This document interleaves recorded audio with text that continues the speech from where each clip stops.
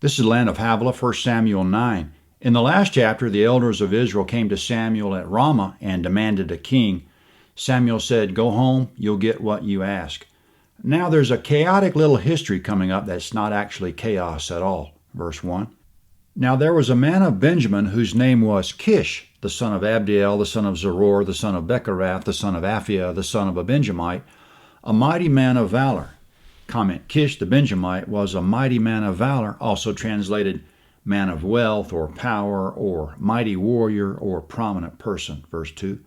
He had a son whose name was Saul, an impressive young man, and there was not among the children of Israel a better person than he. From his shoulders and upward he was taller than any of the people. Comment, Kish's son Saul was young, impressive, or charismatic, taller than any of the people, and there wasn't a better person in Israel, also translated none more handsome. The king from central casting.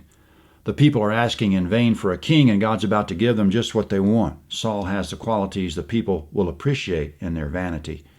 Now the chaos, verse 3. The donkeys of Kish, Saul's father, were lost. Kish said to Saul his son, "Take now one of the servants with you, and arise, go look for the donkeys." He passed through the hill country of Ephraim and passed through the land of Shalisha, but they didn't find them.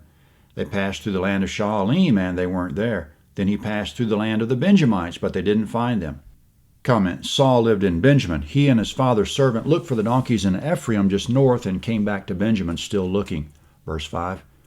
When they had come to the land of Zuph, Saul said to his servant who was with him, "Come, let's return, lest my father stop caring about the donkeys and be anxious for us." The servant said to him, "Behold now, there is in this city a man of God, and he is a man who is held in honor. All that he says surely happens. Now let's go there. Perhaps he can tell us which way to go." Comment, the servant says, "There's a seer in this town. Before we go home, let's ask him what we should do." Verse 7. Then Saul said to his servant, "But behold, if we go, what should we bring the man? For the bread is spent in our sacks, and there is not a present to bring the man of God. What do we have?" The servant answered Saul again and said, "Behold, I have in my hand the fourth part of a shekel of silver. I will give that to the man of God to tell us our way." Comment, Saul and his servant have been gone long enough that their provisions are spent, but the servant does have a little silver in his pocket that they could give the seer. At today's prices, it would be worth about $1.50. Verse 9. In earlier times in Israel, when a man went to inquire of God, he said, "Come, let's go to the seer," for he who is now called a prophet was before called a seer. Then Saul said to his servant, "Well said, come, let's go." So they went to the city where the man of God was. As they went up the ascent of the city, they found young maidens going out to draw water. Comment, the city's on a hill. As they went up, 2 maidens were coming down to draw water. Going on, still in verse 11. They said to them, "Is the seer here?"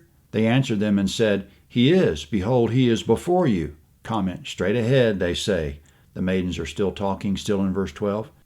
"Hurry now, for he has come today into the city, for the people have a sacrifice today in the high place. As soon as you have come into the city, you will immediately find him before he goes up to the high place to eat. For the people will not eat until he comes, because he blesses the sacrifice. Afterwards those who are invited eat. Now therefore go up, for at this time you will find him." Comment, the maidens say, "You'll find him in town right now, but you better catch him before he goes to the sacrifice." The seer is Samuel. They won't eat before Samuel gets there to bless the sacrifice, and Israel won't have a king until Samuel blesses him. Long ago in the time of Moses, Yahweh predicted the people would demand a king.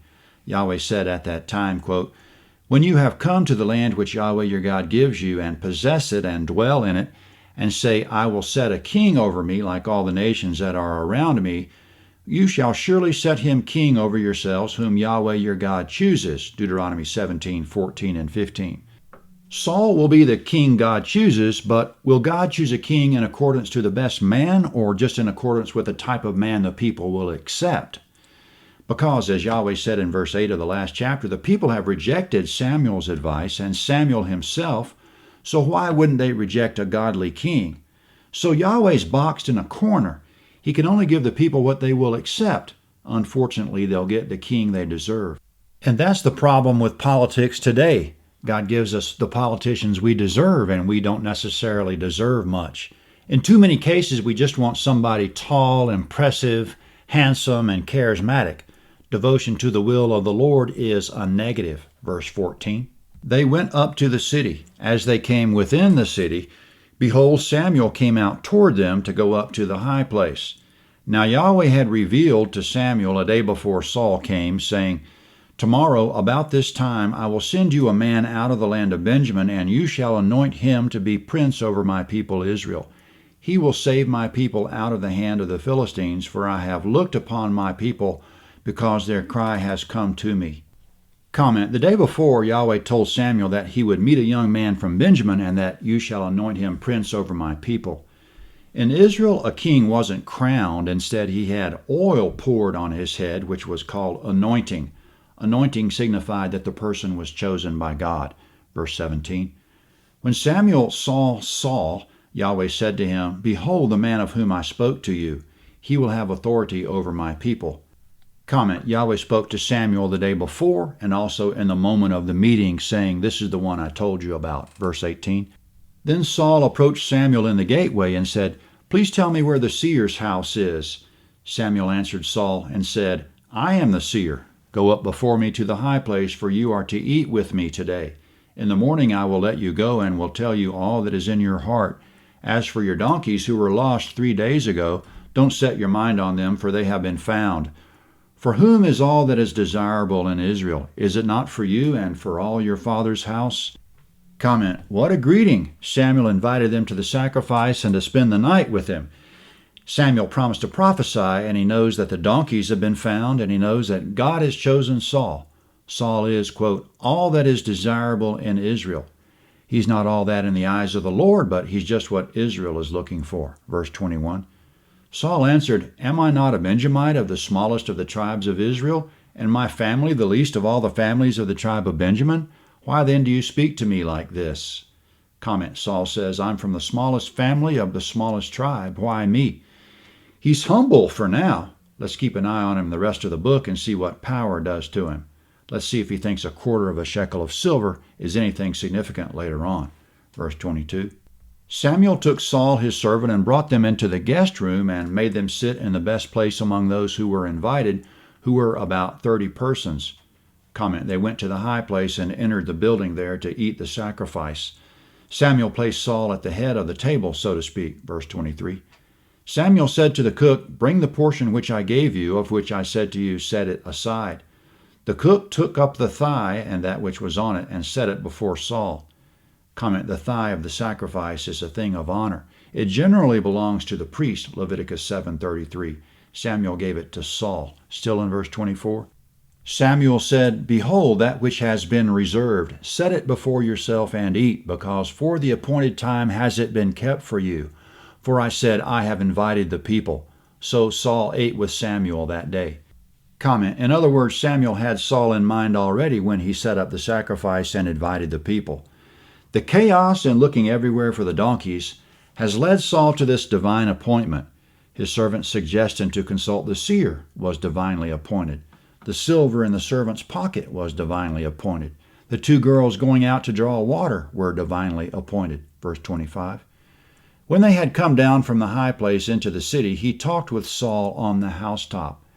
They arose early, and about daybreak Samuel called to Saul on the housetop, saying, Get up, that I may send you away. Saul arose, and they both went outside, he and Samuel together. Comment: Saul spent the night on Samuel's flat roof, which in those days was an outdoor living area. Samuel talked with Saul there before bedtime, and in the morning called him to send him away at daybreak.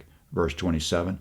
As they were going down to the end of the city, Samuel said to Saul, Tell the servant to go on ahead of us. He went ahead. Then Samuel said, But stand still first, that I may cause you to hear God's message. Comment: as they were approaching the edge of the city, they sent the servant ahead, but Saul stayed back with Samuel to hear a private word from God. And the chapter ends right there.